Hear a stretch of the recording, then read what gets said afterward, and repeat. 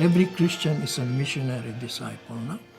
That's where we have to concentrate, no? That all those who are working in the schools and that the schools themselves become schools of missionary discipleship. And that they know what is the center. St. Augustine of Hippo, he's the one who composed it all. Ang kanyang malaking kontribusyon sa society ay ang paghuhubog ng mga tao, ang buong tao, na ang inspirasyon ay nanggagaling sa pananampalatayang Kristiyano. So, pinapakita ng isang asosasyon katulad ng CEAP na ang pananampalataya ay hindi lamang sa panig ng Diyos. Ang pananampalataya ay nag-uudyok sa atin para magmalasakit sa kapwa, linangin ang tao. Siya ay palaguin sa pamamagitan ng edukasyon. The most important role of CEAP, it's really ensuring that our long-held values as Filipinos and as Catholics are proclaimed in word and in deed, not only by individuals, but more importantly by institutions. No? And it's this interplay between our being Filipino and Catholic at the same time.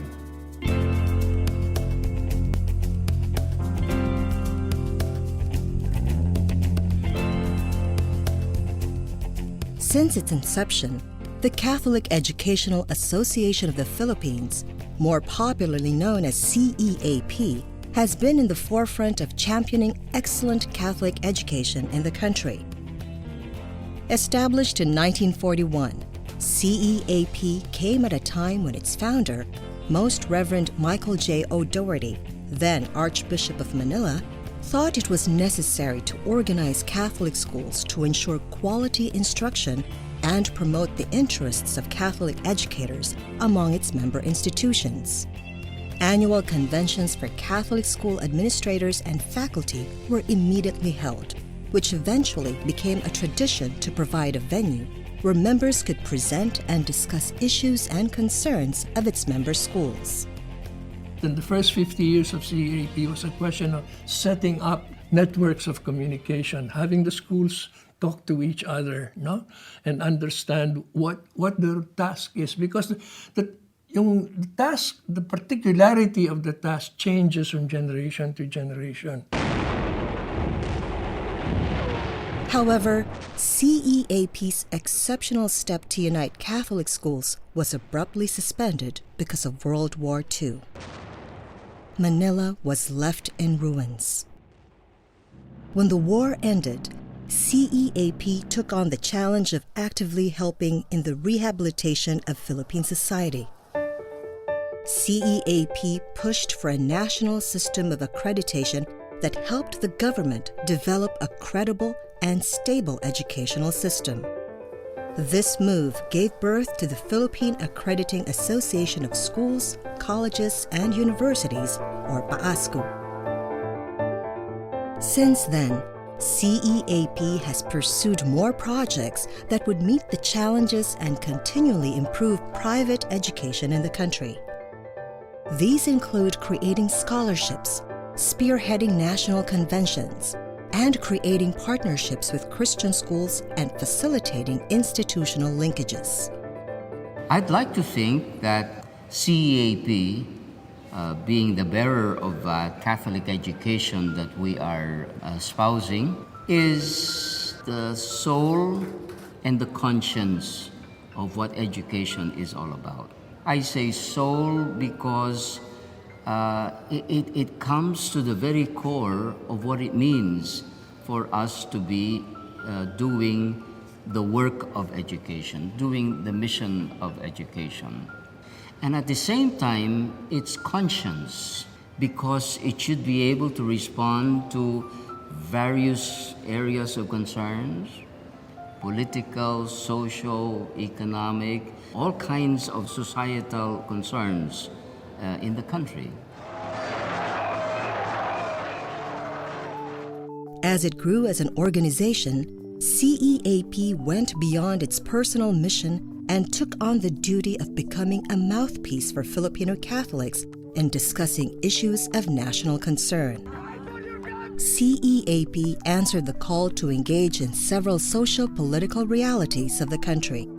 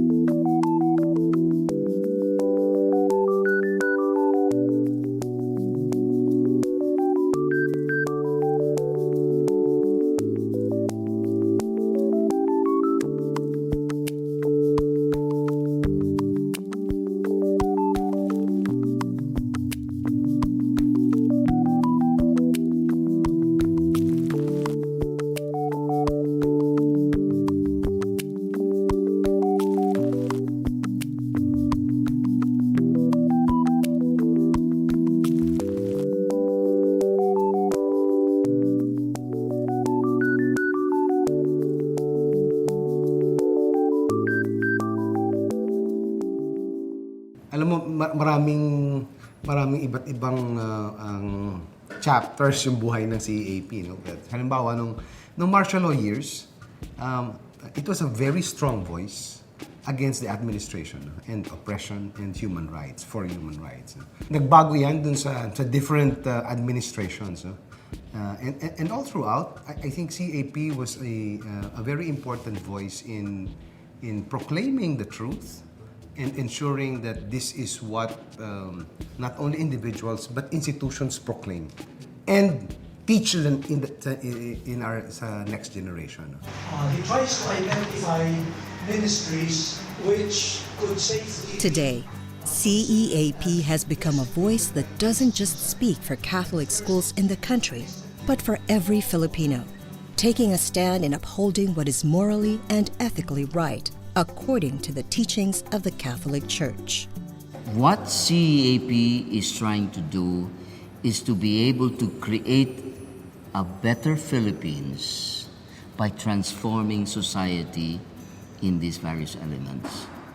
That we be a little less poorer, that we be a little less graft and corruption directed, that we be able to reach some level of peace in our conflicts. Our advocacies have been directed towards the major concerns of our society.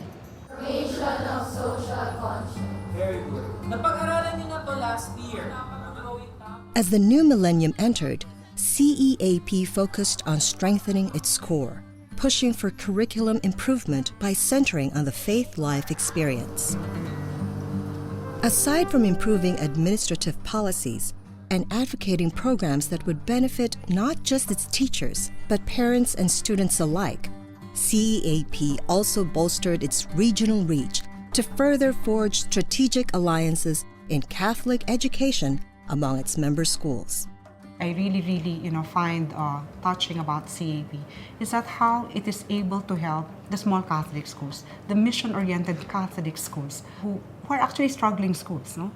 Majority of the Catholic schools in the Philippines are mission-oriented, and they're not elite schools. These are the schools that take pride in being CEAP because through CEAP, they have a voice. Ang ganda-ganda ng CEAP kasi talagang sa lahat ng rehiyon, lahat ng pulo meron tayo. No? Yung palang pagsasama-sama ng ating mga iba't ibang karanasan para makabuo ng isang tunay na Pilipinong pananaw. Mahalaga yun na trabaho ng CEAP. No? And that's why it is critical that CEAP becomes conscious of that role, that we are able to be part of nation building. CEAP's influence as an organization has even reached our neighbors in Southeast Asia, including Muslim-dominated countries such as Malaysia and Indonesia, proving CEAP's significant contribution in the education field. Whenever I have meetings with Catholic schools, say in Malaysia, in Indonesia, or private schools in Vietnam, they marvel at CEAP, how big and influential it is, and the things that it can do. And they keep on saying, how do you do it? So probably CEAP can share how it has organized itself the last Of course, it was not overnight. It's actually 75 years. But there's a lot of lessons that can be shared. 6 decades after its establishment as a moral arm in our country's educational system, CEAP faced new challenges and opportunities in the early 2000s as it continued its objective to provide excellent and holistic Catholic education to Filipinos. It expanded its advocacies to environmental and cultural concerns, yet maintained its stance on political matters, condemning cases of government corruption and political killings, but supporting educational reforms and modernization. CEAP as an association can actively engage government. I am very happy, maybe lucky, that CEAP and the private schools work with DepEd from the very beginning in crafting the educational reform that we are pushing for now. Not that they follow everything that we say. The dialogic process of being engaged, being critical, and at the same time coming up with a better program has actually been a major feature in the success of K-12. Now on its 75th year, CEAP welcomes its Diamond Jubilee with more programs and advocacy projects that will ensure not just the continuation of more developments in education, but also create a deeper connection between Catholic students and educators and CEAP's mission and vision as an organization. Several projects were also realized to celebrate its 75th anniversary, including the construction of the new CEAP building, a national survey on Catholic youth, and the implementation of Philippine Catholic school standards among its member schools.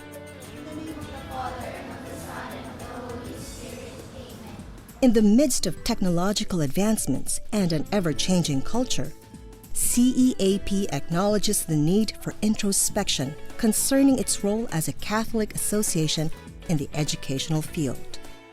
You came to call sinners, right? Ilang taon na tayong mga Katoliko. Ilan ba dyan sa mga leaders natin dyan ay galing sa Catholic schools? No? Bakit ganito pa rin yung Pilipinas? And therefore, the key question is, should we do more of the same? Teach catechism, form individuals, and graduate great alumni of Catholic schools? Or should we also do something radically different? No? And I think that's where CEAP started to ask that question. No? What do you think is the reason? Why does the church need to do that? Quality education to be delivered is non-negotiable, but on top of that is your Catholicity. And what does that mean? It's really commitment to transformative education, which means we don't teach the content areas because we need to teach the content areas, because we're looking at something bigger than that. We're looking at our contribution to the common good, we're looking at societal transformation, etc.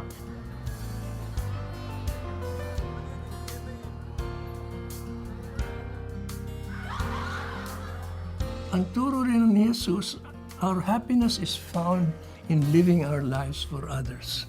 And yun ang kailangan. Ngayon, it does not mean that all our classes become sermons and parang gumagawa ng retreat. Hindi. You have to make people competent so they can change the world, so they can use the new technology, all the new teachings of science and so on, to really make a better world. And that better world is a world of brotherhood, of sharing, and of peace. Biruin ninyo sa libu-libong estudyante ng CEAP schools.